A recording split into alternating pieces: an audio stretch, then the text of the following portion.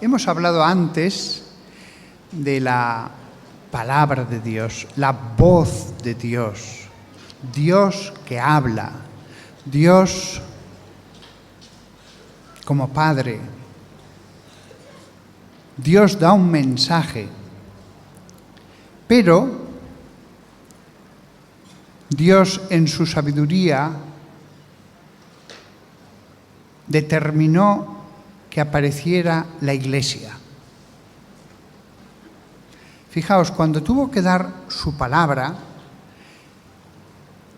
antiguamente, creó un pueblo que acogiera esa palabra, que la custodiara, que la conservara, que la pusiera en práctica, que lo que era palabra pasara a ser obras. Su palabra se transformó en adoración. Cuando aparece Dios hecho hombre, crea un nuevo pueblo de Dios, la Santa Iglesia. La Santa Iglesia era un pueblo. Le va a entregar palabra. Jesús habló, predicó. También eran predicación sus obras, sus acciones. Y eso lo puso en manos de los apóstoles. Y surgió el nuevo pueblo de Dios. Él determinó cómo tenía que ser ese pueblo de Dios. Les dio instrucciones precisas en todo lo que tenía que ser exacto. No les dio instrucciones precisas en aquello que lo dejó a la administración de sus enviados. Apostoloi significa enviados. Pero les dio instrucciones detalladas en lo que él quería que fuera exactamente así. Fue Dios el que determinó que hubiera 7 sacramentos. Dios dio el poder de hacer milagros, pero no dijo que curarían todas las enfermedades. Habría curaciones, pero no dijo, todos los enfermos por los que curéis serán curados. No, por los que oréis serán curados. Nunca dijo eso. Pero dijo que habría curaciones. También dio poder para exorcizar. Carismas el Espíritu Santo derramó. Pero más allá de los carismas, lo esencial fue la organización de la Iglesia. Eso sí que tenía que ser como Dios quería. Los apóstoles, y el puesto del traidor fue ocupado por Matías, con lo cual volvió a haber 12 apóstoles, tendrían presbiteroi, ancianos. Y también habría diaconoi, servidores, pocos, pero que hubiera hombres sobre los que se impusieran las manos y viniera el sacramento para ser la presencia de Cristo servidor. Y entre todos los de la comunidad, algunos serían episcopoi, supervisores, vigilantes de todos los demás por abajo, los obispos. Todo tenía que quedar organizado antes de que murieran los apóstoles. Sabía Jesús que iban a surgir dudas, cuestiones, el aborto, la sexualidad, ¿esto es lícito o no es lícito? ¿Esto del Antiguo Testamento, esta cosa concreta, sigue vigente o no? ¿Habría pecado? ¿Habría pecado en todos los rangos de la comunidad? Para todas las cuestiones dejó la autoridad en la Iglesia. ¿Os acordáis? Como he dicho antes, que en la época de jueces, los patriarcas se reunían en un lugar concreto, sentados sobre el suelo, discutían con más gente del pueblo alrededor y llegaban a una conclusión. Lo mismo harán los obispos. Mientras estén los 12 apóstoles, ellos recibieron un encargo tremendo, poderoso, grandioso. Quien a vosotros escucha, a mí me escucha. Lo que atareis en la tierra será atado en el cielo. Pero dejó establecido que entre los 12, uno sería la cabeza. Y eso fue Pedro. Los apóstoles dejaron claro que iban a dejar episcopoi, obispos, pero que entre los obispos uno sería el sucesor de Pedro, que tenía que haber una cabeza. Tenía que haber una cabeza. Porque iban a surgir asuntos. Tenían que hacer las cosas orando, pidiendo al Señor iluminación, hablando entre ellos, pero habría una cabeza. No sería como los imperios de la tierra, que hay un rey todopoderoso en ese reino que decreta todo. Lo que él dice tiene que hacerse. No. El poder de las naciones, de los reinos de este mundo, no es la autoridad en la Iglesia.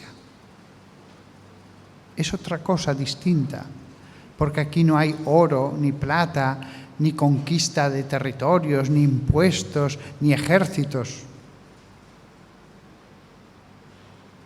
Un obispo, ¿qué medios tiene para obligar? Ninguno.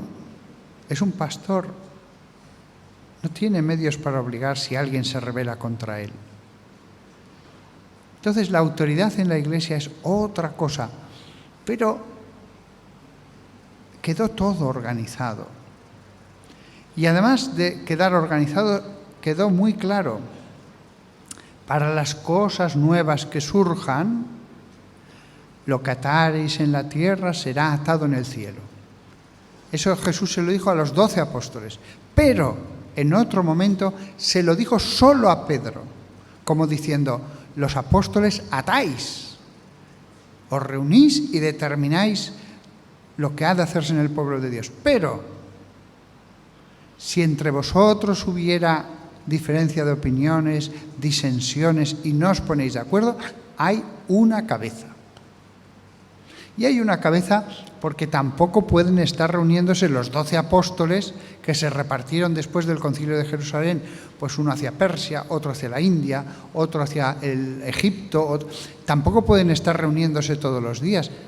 Para la administración ordinaria también estaba Pedro.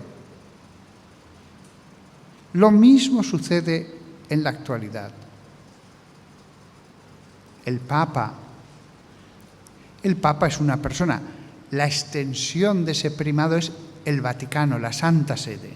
La Santa Sede. El Templo de Jerusalén ya no existe, pero cuando uno va a Roma, allí está el templo más grande del mundo, la Basílica de San Pedro del Vaticano. Yo recuerdo en mi último viaje a Israel a dar unas conferencias, que una cosa que está presente siempre en el centro de Israel, que es Jerusalén, es una ausencia. El templo ya no está. Todo estaba centrado en el templo. el sumo sacerdocio, los levitas, los sacrificios, el Sancta Sanctorum, ya no está. Y como si Dios quisiera haber cerrado ese capítulo, ni está ni puede estar, porque en el lugar donde tendría que reconstruirse el templo hay una mezquita, justo en el centro. No es por casualidad, no es por casualidad. Ese capítulo está cerrado. Cuando llegué de Jerusalén, de esa ausencia a Roma, donde estaba haciendo mi doctorado, aquella tarde, aquella noche, el mismo día que había venido en avión, me fui andando, como hacía muchas noches, a rezar en la plaza de San Pedro, delante de la basílica donde están los restos de Pedro. Y ahí está la basílica, inmensa, imponente, grandiosa, el templo más grande del mundo, con una belleza como jamás tuvo el templo de Jerusalén. Muchísimo más grande que el templo de Jerusalén. El entero santuario, con sus cámaras, cabría dentro de la nave central de San Pedro del Vaticano. Y entonces allí estaba la presencia del templo. Es cierto que la Iglesia Católica es algo espiritual, así como los judíos estaban centrados en una tierra, en una ciudad, en un templo material, la Iglesia Católica no. Si mañana se destruyera Roma entera, las basílicas, las catedrales, la realidad nuestra es espiritual. La de los judíos no. Era un pueblo biológico, era una tierra concreta, era un edificio concreto. La Iglesia Católica no. Podrían destruirlo todo y la realidad espiritual seguiría intacta, como en la época de las persecuciones. Esa ausencia, ya no hay en los actuales judíos un sumo sacerdote, no lo hay. Ya no se sabe quiénes son los levitas. El templo ni lo hay ni se puede reconstruir en el lugar. Y sin embargo la Iglesia Católica, floreciente, grandiosa, la basílica allí estaba, en una ciudad donde llegaban peregrinos de todo el mundo, más de 1.000 millones de católicos. Con todos los creyentes en Jesús que por el pasar de los siglos se han ido separando y a los que queremos también. Siguen a nuestro Maestro, aunque por distintas razones algunos se han separado de la comunión, de la casa común, pero al menos les queda la palabra. O a los ortodoxos les queda la palabra y los sacramentos. La realidad de la Santa Iglesia.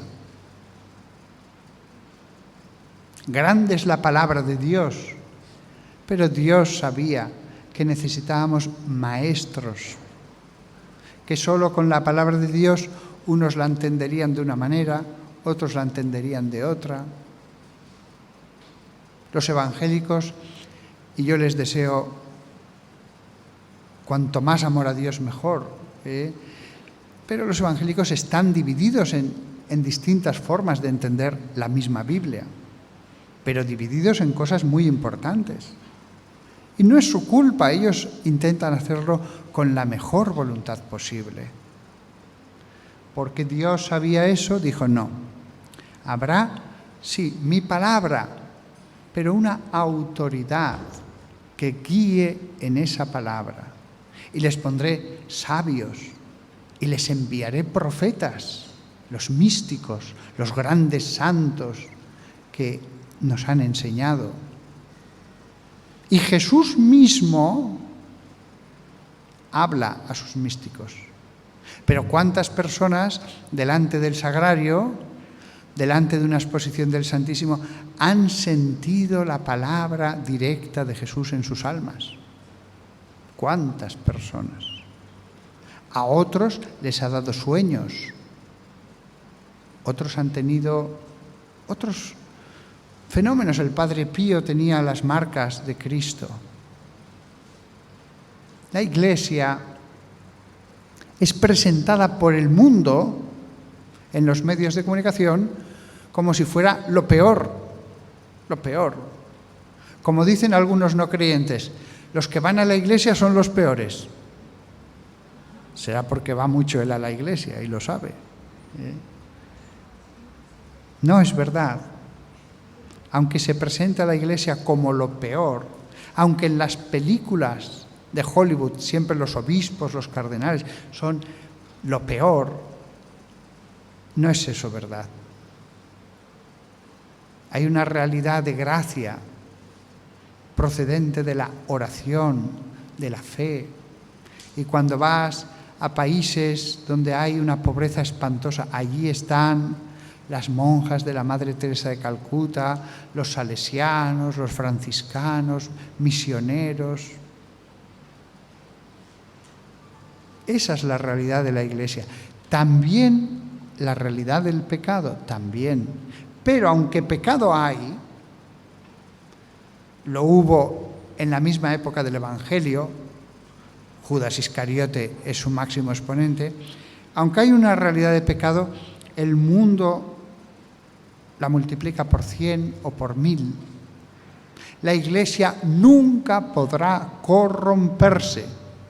Eso es una profecía de Jesús. Las puertas del infierno no prevalecerán sobre ella.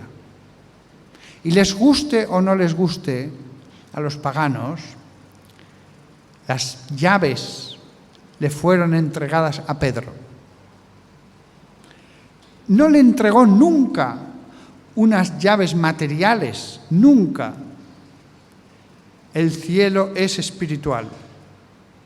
Las llaves son espirituales. Es la autoridad del Papa, la autoridad de los obispos. Cuando yo veo la jerarquía de la Iglesia, me parece un espectáculo formidable. Los obispos, los arzobispos, los cardenales, el sumo pontífice. Y todas esas vestiduras para expresar esa autoridad, vestiduras clericales y vestiduras litúrgicas. Me parece tan bonito. Y la cátedra, en Europa hay unas cátedras tan bonitas para representar el lugar donde se sienta el obispo. Esta silla es de plástico. No vale mucho, no vale mucho. Sin embargo, hay cátedras de mármol o talladas en madera con relieves que son obras grandiosas que llevan en las catedrales siglo tras siglo. Y el que se sienta puede decir, aquí me senté yo, me siento yo, se sentó mi predecesor y el predecesor del predecesor. Y así el obispo en el siglo XVIII, en el XVI, la misma cátedra, el mismo asiento en que se sienta un sucesor de los apóstoles para enseñar. Y hay cátedras en Europa que provienen del siglo V y del siglo IV. Yo he visto cátedras de mármol con inscripciones que dices, ¡wow! Pero si esto es del siglo V y allí se han sentado los obispos uno tras otro desde entonces. La cátedra del sumo pontífice, del obispo de Roma, del sucesor de Pedro, del vicario de Cristo en la tierra, está en su catedral, la Basílica de San Juan de Letrán, una cátedra impresionante, con trozos de mármol de antiquísimas cátedras que no se sabe bien de qué siglo son, no pone la fecha, pero se sabe que son muy primitivas.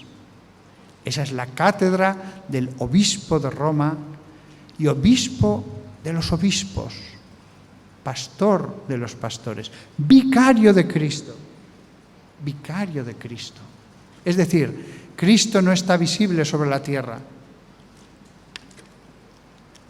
Ha dejado a un siervo que haga las veces de su administrador.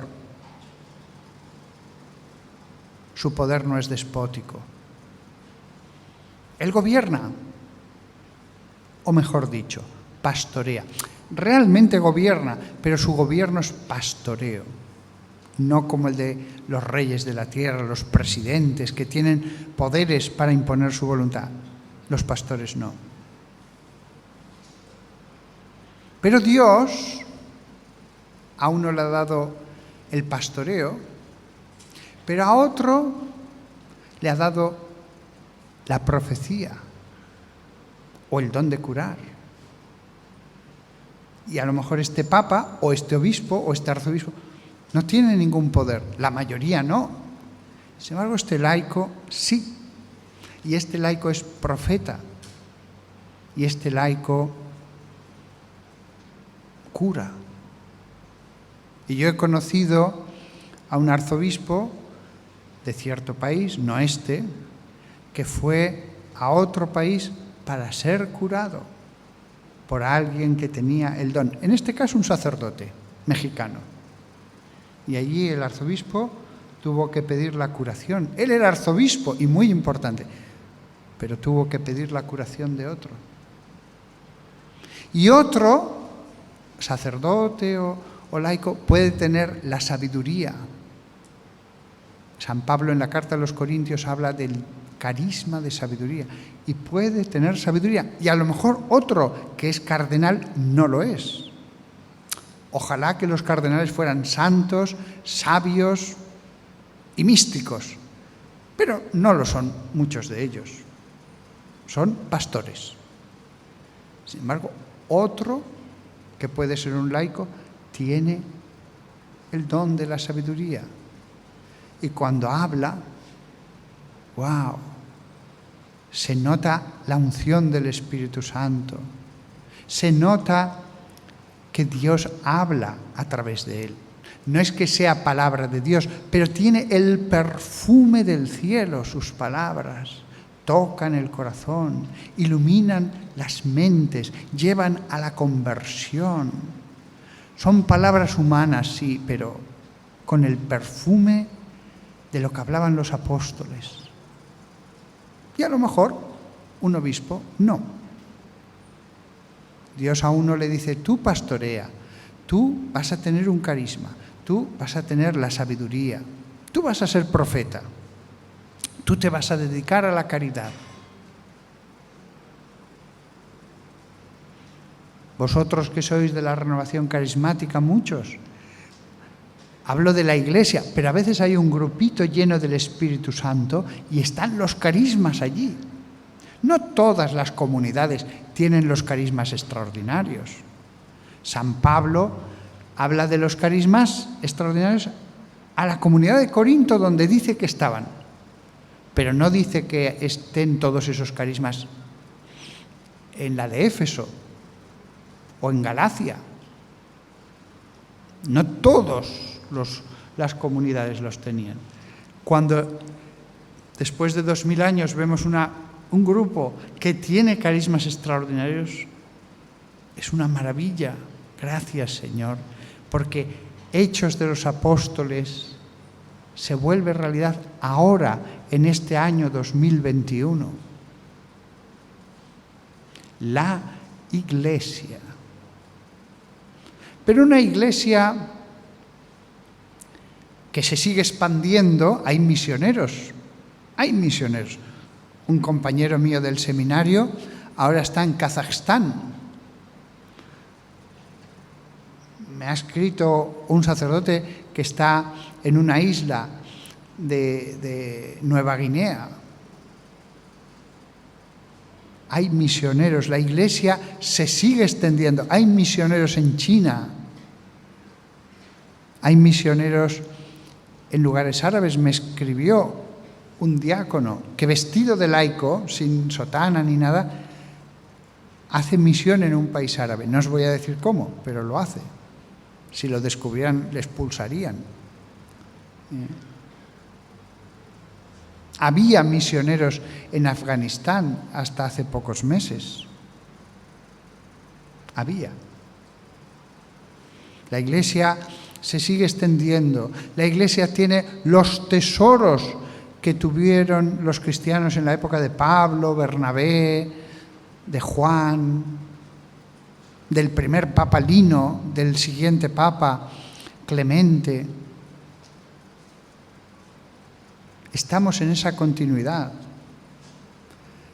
Los pastores, sobre todo los pastores de los pastores, tienen obligación de custodiar. Es un mensaje sagrado. No podemos cambiar nada de lo que no se puede cambiar.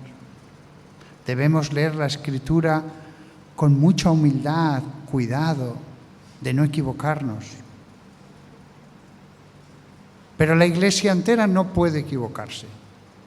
Yo me puedo equivocar. Un grupito pequeño de sacerdotes puede equivocarse. La Iglesia universal no.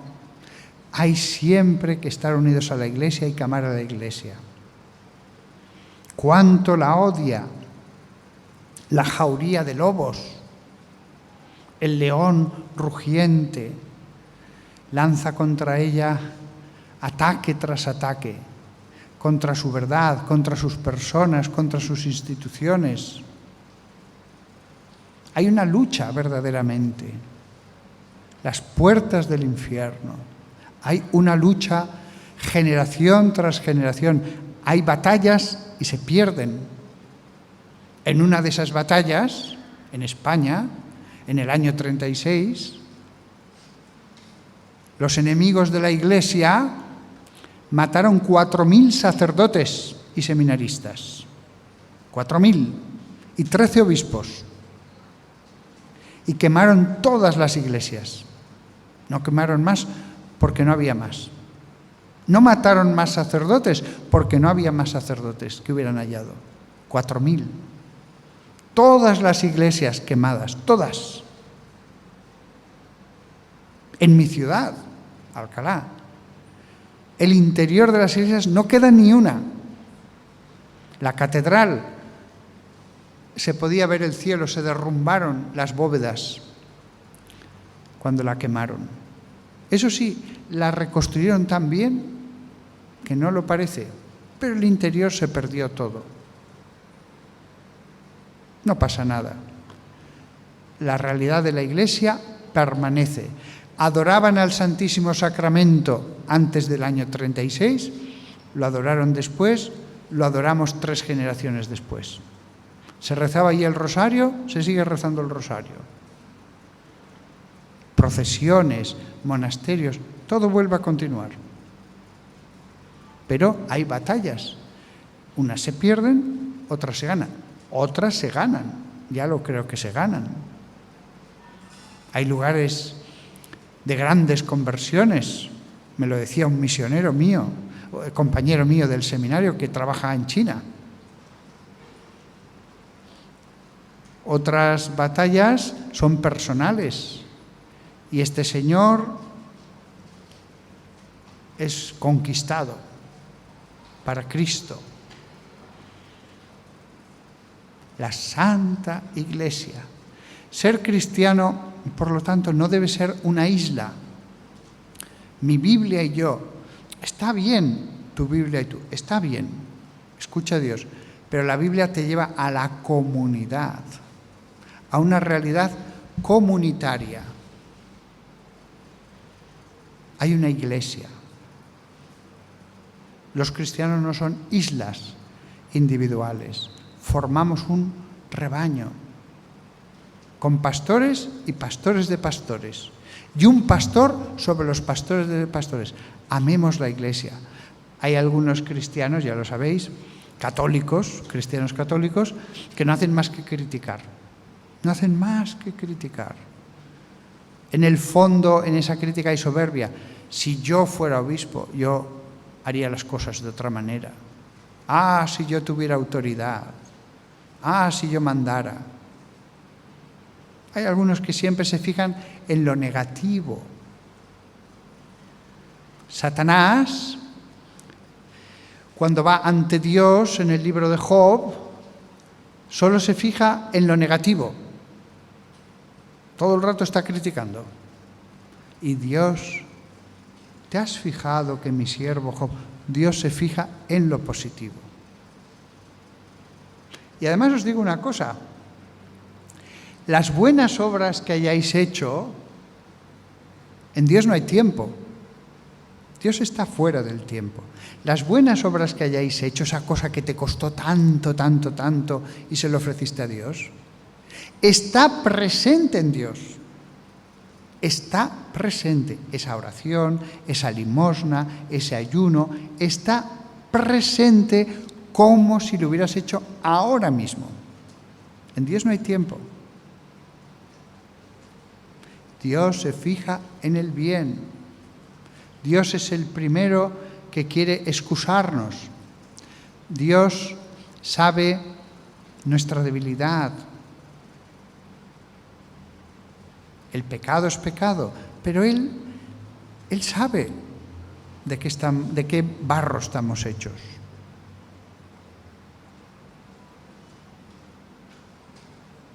La Iglesia, unión entre nosotros. Cuando hay división, cuando alguien dice, no, yo creo, pero ya no voy a la iglesia, ya no voy a misa. Deja 5 años y habrá perdido la fe probablemente. No todos, pero muchos pierden la fe. Oyen cosas, leen cosas, es verdad, han perdido la fe.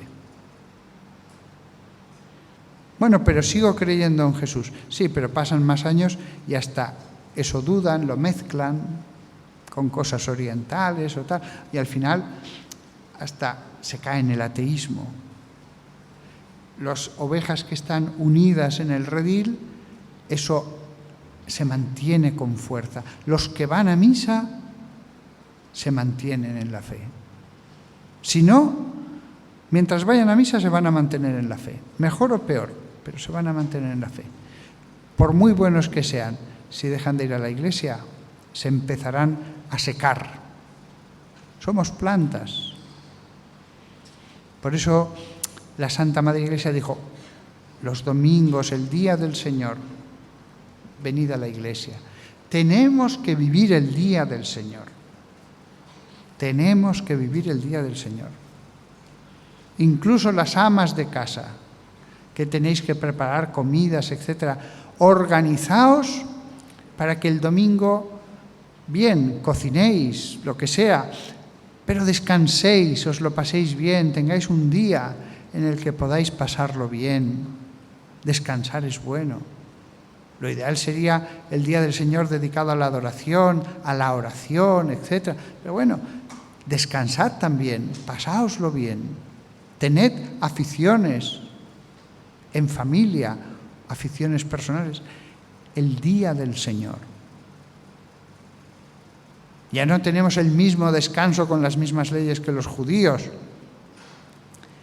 en la época de Moisés, pero tenemos un día del Señor, que es el domingo.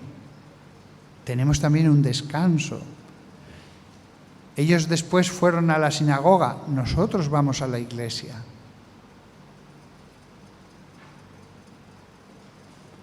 Estad en familia. Estad en familia. La Santa Iglesia en el fondo es una familia. Nuestros enemigos la presentan como una multinacional, como una organización de poder, de dinero. Se ha dicho de paso. El presupuesto entero del Vaticano anual, esto lo sé muy de buena tinta por un amigo mío que trabajaba en el Consejo de Asuntos Económicos del Vaticano, el presupuesto anual de todo el Vaticano, del Estado y de las congregaciones romanas, de todo, es el mismo que el ayuntamiento de una ciudad de España de 200.000 habitantes. Un ayuntamiento de España de 200.000 habitantes tiene el mismo presupuesto que el Vaticano. Es Sin embargo, ya se encarga Satanás de echar toda la basura posible. Y si hay algo malo, ya se encarga de airearlo. Pueden pecar en lo que quieran los pastores y los pastores de los pastores. Yo creo en la Iglesia, pase lo que pase, pase lo que pase. Porque veo una realidad de santidad, de gracia, me da medios de santificación. Yo la Iglesia la veo con una belleza, con una pureza, porque la suciedad de un cristiano no mancha a la Santa Iglesia, no la mancha.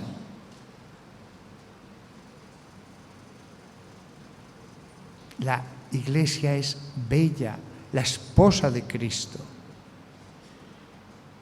Y recordad,